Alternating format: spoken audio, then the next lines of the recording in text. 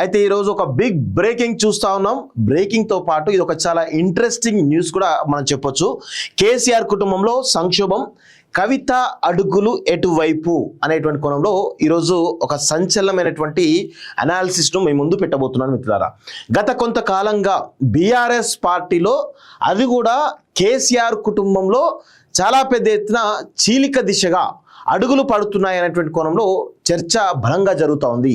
ఈ కోణంలో రజతోత్సవ సభ వేదికగా కేసీఆర్ పరోక్షంగా కేటీఆర్ఏ తన వారసుడు అని చెప్పకనే కార్యకర్తలకు, నాయకులకు, అదేవిధంగా రాజకీయ వర్గాల్లో ఉన్నటువంటి వాళ్ళందరికీ కూడా ఒక ఇండికేషన్ పంపించడం జరిగింది.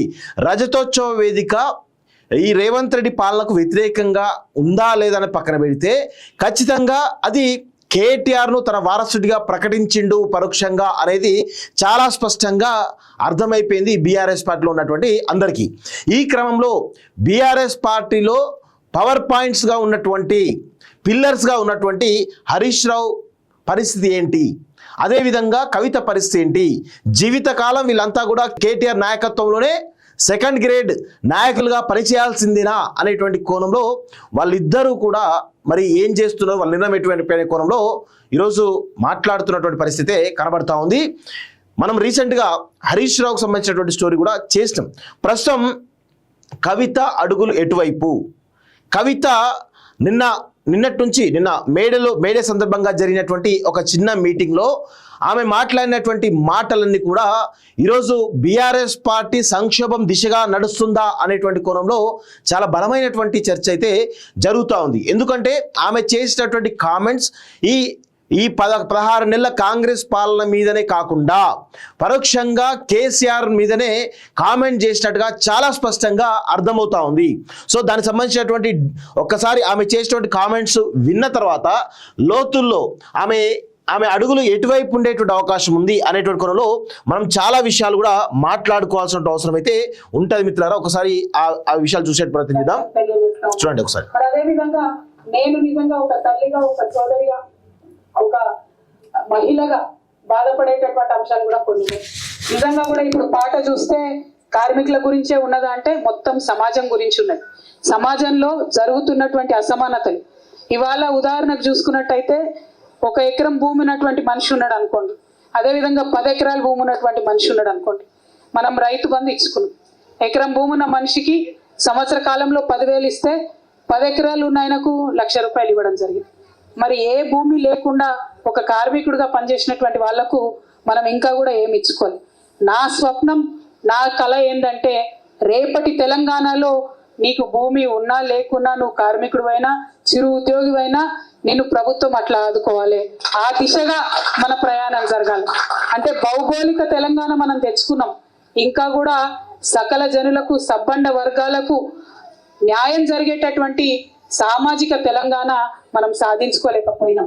ఆ సాధన ఇక్కడ చాలా స్పష్టంగా ఆమె 10 సంవత్సరాల కేసీఆర్ పాలన కావచ్చు, లేదంటే దాదాపు 15 నెలల రేవంత్ రెడ్డి పాలనలో ఈరోజు చాలా స్పష్టంగా ఆమె చెప్తున్నటువంటి విషయాలు ఏంటంటే భౌగోళిక తెలంగాణ మాత్రమే మనం సాధించుకోగలిగినాం, భౌగోళిక తెలంగాణ మాత్రమే సాధించుకోగలిగినాం. కానీ ఇక్కడ సామాజిక అంతరాలు లేనటువంటి సామాజిక తెలంగాణను మనం సాధించుకోలేకపోయినాం గత 11-11.5 సంవత్సరాల కాలంలో అంటూ ఆమె చాలా స్పష్టంగా ఈ సామాజిక తెలంగాణ గురించి మనం అడుగులు వేయాల్సిన అవసరం అయితే ఉంది. దానికోసం మరొక తెలంగాణ పోరాటాన్ని నిర్మించాల్సిన అవసరం ఉంది అనేది చాలా స్పష్టంగా ఆమె చెప్తున్నటువంటి విషయాలు గమనించినట్లయితే, కొంచెం లోతుగా పరిశీలించినట్లయితే గత 11.5 సంవత్సరాలు అవుతా ఉంది తెలంగాణ వచ్చి. ఈ క్రమంలో 10 సంవత్సరాల పాటుగా వీళ్ళే పరిపాలన చేశారు. కేసీఆర్ సారథ్యంలో ఈ రాష్ట్రం బంగారు తెలంగాణ దిశగా పయనమైందని చెప్పేసి కూడా అనేక సార్లు వీళ్ళు చెప్పడం జరిగింది. కానీ ప్రస్తుతం కవిత చేసినటువంటి కామెంట్స్ ఏవైతున్నాయో, ఈ సామాజిక తెలంగాణ ఇంకా రాలేదు, కేవలం భౌగోళిక తెలంగాణ మాత్రమే సాధించుకున్నాం, కానీ మనం అనుకున్నటువంటి నీళ్లు, నిధులు, నియామకాలు కావచ్చు, సామాజిక తెలంగాణ విషయంలో మనం ఏ కోశాన కూడా మనం ఆ దిశగా పయనం చేయలేదు అనేటువంటి కోణంలో డైరెక్ట్గా సొంత తండ్రిపైనే ధిక్కార స్వరాన్ని వినిపించింది అనేది చాలా స్పష్టంగా అర్థమవుతా ఉంది. ఈ క్రమంలో ఎందుకు చెప్తా ఉన్నా అంటే, మీకు రజతోత్సవ సభ గురించి చెప్పిన, ఖచ్చితంగా ఆమె అడుగులు అనేవి ఎటువైపు పోబోతున్నాయి? సంక్షోభం దిశగా కేసీఆర్ రాజకీయ భవిష్యత్తు ఉందా? కేసీఆర్ కుటుంబ రాజకీయ భవిష్యత్తు సంక్షోభంలో పడిందా? బీఆర్ఎస్ పార్టీ అంధకారంలోకి రాబోతుందా? కేసీఆర్ కుటుంబంలో చీలిక రాబోతుందా అనేటువంటి కోణంలో చాలా స్పష్టంగా మనకు అర్థమవుతుంది. ఒకవైపు హరీష్ రావు, మరొక వైపు కవిత, ఇద్దరి అడుగులు ఎటువైపు అనేది ఒకసారి మొన్న రీసెంట్ జరిగిన దాంట్లో చెప్పిన కొన్ని విషయాలు ఇప్పుడు డీటెయిల్గా కవిత రాజకీయ పయనం ఎటువైపు అనే కోణంలో మనం చాలా జాగ్రత్తగా గమనించినట్లయితే ఎవరు అవునన్నా కాదన్నా తెలంగాణ రాజకీయాల్లో కవిత పాత్ర అనేది ఖచ్చితంగా ఉంటుంది. కేటీఆర్ ఏ విధంగానైతే తెలంగాణ రాజకీయాలను శాసించగలడో, హరీష్ రావు ఏ విధంగా తెలంగాణ రాజకీయాలను శాసించగలడో ఖచ్చితంగా ఆ దిశగా ఆ యొక్క శాసించగల స్థాయిలో కవిత కూడా ఉంటుంది అనేది గుర్తుపెట్టుకోండి. సో కవిత రాజకీయ పయనం ఎటువైపు? బీఆర్ఎస్ పార్టీలో కొనసాగే అవకాశం ఉందా? కేటీఆర్ నాయకత్వంలో ఇక జీవితకాలం అంతా కూడా ఆమె సెకండ్ గ్రేడ్ నాయకురాలిగా పార్టీలో ఉంటుందా? గతంలో కేటీఆర్ అనేక మార్లు నిజామాబాద్ ఎంపీగా ఓడిపోవడానికి ప్రధానమైనటువంటి కారణం కల్వకుంట్లకు వాళ్ళ సొంత కుటుంబ సభ్యులని చెప్పేసి చాలా సందర్భాల్లో కూడా మనం మాట్లాడే సందర్భంలో దానిలో ఆమె కూడా అసంతృప్తిగా ఉంది. నిజామాబాద్ ఎంపీగా నేను ఓడిపోవడానికి కారణం ప్రతిపక్షాలు కాదు, మా కుటుంబంలో ఉన్నటువంటి కొంతమంది కుట్రబన్ని రాజకీయంగా నన్ను అడగదొక్కడానికి అనేక ప్రయత్నాలు చేయడం జరిగింది.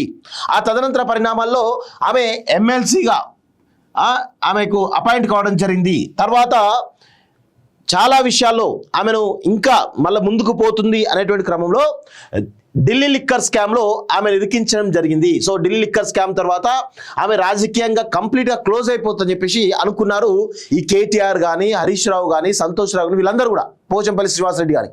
కానీ ఆమె జైలుకు పోయి వచ్చిన తర్వాత చాలా బగడ్బందీ, అంటే ఒక బంతి ఏ విధంగా అయితే గోడ కొడతామో అంతే వేగంగా ఆమె తన యొక్క రాజకీయ సంబంధించినటువంటి వ్యూహాలను రూపొందించుకుంటూ బీఆర్ఎస్ పార్టీతోటి సంబంధం లేకుండా ఆమె దూకుడుగా ముందుకు పోతున్న విషయం మనందరం కూడా గమనించాల్సిన అవసరం అయితే ఉంది. సో అనేక అంశాలు, బీసీ సంబంధించినటువంటి రిజర్వేషన్ల అంశం కావచ్చు, లేకపోతే వాళ్ళకి సంబంధించినటువంటి అంశాల విషయంలో ఆమె చాలా, అంటే ఆమె విమర్శలు ఎదుర్కొంటూనే ఆమె పయనం ఆపకుండా చాలా దూకుడుగా వేగంగా ముందుకు వెళ్తూ ఉంది. ఆమెకు వచ్చినటువంటి ప్రతి అవకాశాన్ని అందిపుచ్చుకుంటూ ఈరోజు తెలంగాణ సమాజంలో ఒక కీ లీడర్గా, ఒక బలమైనటువంటి లీడర్గా ఎదిగేందుకు ఆమె యొక్క అడుగులైతే పడుతూ ఉన్నాయి. ఈ క్రమంలో బీఆర్ఎస్ పార్టీలో ఆమె ఉంటుందా ఉండదా అనేది ఖచ్చితంగా కాలమే నిర్ణయిస్తుంది. కానీ ఇక్కడ బీఆర్ఎస్ పార్టీలో ఆమె కేటీఆర్ నాయకత్వంలో పనిచేయడానికి సుముఖంగా లేదు అనేది చాలా స్పష్టంగా గుర్తుపెట్టుకోవాలి. లేదంటే ఫస్ట్ పాయింట్ ఆమె ముందున్నటువంటి ఆప్షన్స్ ఏంది? బీఆర్ఎస్ పార్టీలో ఖచ్చితంగా ఒక పవర్ పిల్లర్గా ఎదగడమే కాకుండా బీఆర్ఎస్ పార్టీని ఓన్ చేసుకొని బీఆర్ఎస్ పార్టీ నాయకత్వాన్ని తీసుకోవాలని దానిలో ఆమె ముందున్నటువంటి మొదటి ఆప్షన్. రెండవ ఆప్షన్ ఏంటి అంటే ఇక్కడ తెలంగాణలో ఎవరు అవునన్నా కాదన్న తెలంగాణ సెంటిమెంట్ ఉన్నది. తెలంగాణ సెంటిమెంట్ తోటి బీఆర్ఎస్ పార్టీ, గతంలో టీఆర్ఎస్ పార్టీ 2 సార్లు అధికారం చేపట్టడం జరిగింది. తెలంగాణ సెంటిమెంట్ ఇంకా తెలంగాణ ప్రజల్లో ఆ యొక్క భావన అనేది చాలా బలంగా ఉన్నది. అందుకే టీఆర్ఎస్ పార్టీ బీఆర్ఎస్ పార్టీగా మారిన తర్వాత తెలంగాణకు ఉండేటువంటి పేగుబంధం మొత్తం కూడా బీఆర్ఎస్ పార్టీకి, కేసీఆర్కు తెగిపోయింది. సో ఈ క్రమంలో తెలంగాణ రాష్ట్ర రాజకీయాల్లో ఒక ప్రాంతీయ పార్టీకి చాలా పెద్ద ఎత్తున అవకాశం ఉంది. గతంలో ఈటల రాజేందర్ కానీ మిగతా వాళ్ళు ట్రై చేశారు, కానీ అది వర్కౌట్ కాక వాళ్ళు బీజేపీలో జాయిన్ అయిన విషయం మనకు తెలుసు. అంతకుముందు ప్రొఫెసర్ కోదండరామ్ గారు పెట్టారు, కానీ సక్సెస్ కాలేకపోయారు. సో ఈ క్రమంలో ప్రాంతీయ పార్టీ పెట్టేటువంటి అవకాశం ఉందా కవిత అనేది కూడా ఒకసారి మనం లోతులో ఆలోచించాల్సిన అవసరం అయితే ఉంటుంది.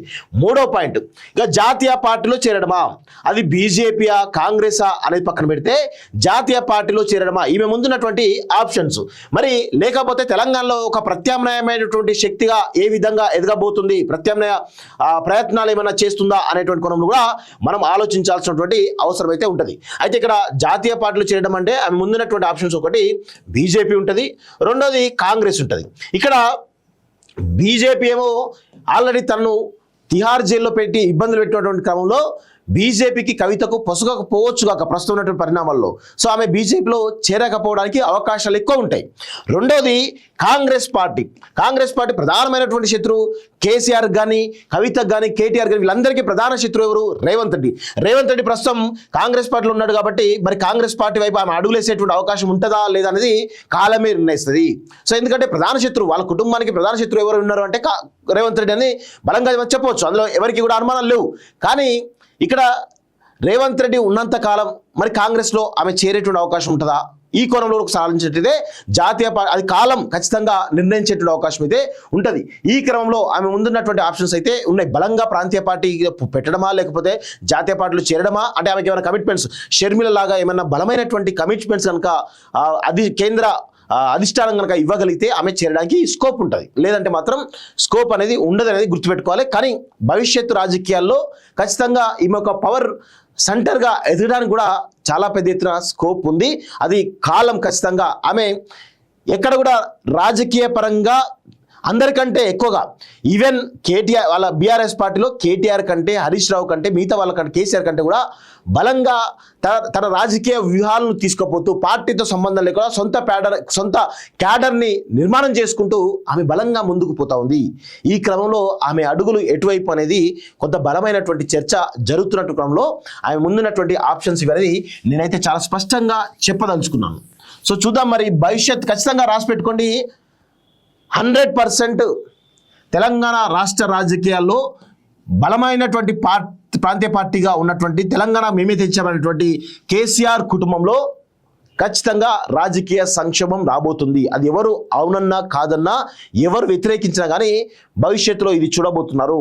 అది ఏ రూపంలో వస్తుంది? కవిత రూపంలో సంక్షోభం వస్తుందా, లేకపోతే హరీష్ రావు రూపంలో సంక్షోభం వస్తుందా, ఇంకా వేరే రూపాల్లో సంక్షోభం వస్తుందా అనేటువంటి కాలం ఖచ్చితంగా నిర్ణయిస్తుంది. కానీ భవిష్యత్తులో మాత్రం బీఆర్ఎస్ పార్టీలో భారీ చీలిక రాబోయేటువంటి అవకాశాలు అయితే చాలా స్పష్టంగా ఉన్నాయి. విదేశాల్లో ఉన్నత విద్యను చదువుకోవాలని అనుకుంటున్నారా? అయితే వెంటనే ఫ్లైగ్రాడ్ ఓవర్సీస్ ఎడ్యుకేషన్ కన్సల్టెన్సీని సంప్రదించండి. మీ విదేశీ కలలను సాకారం చేసుకోండి. ఫ్లైగ్రాడ్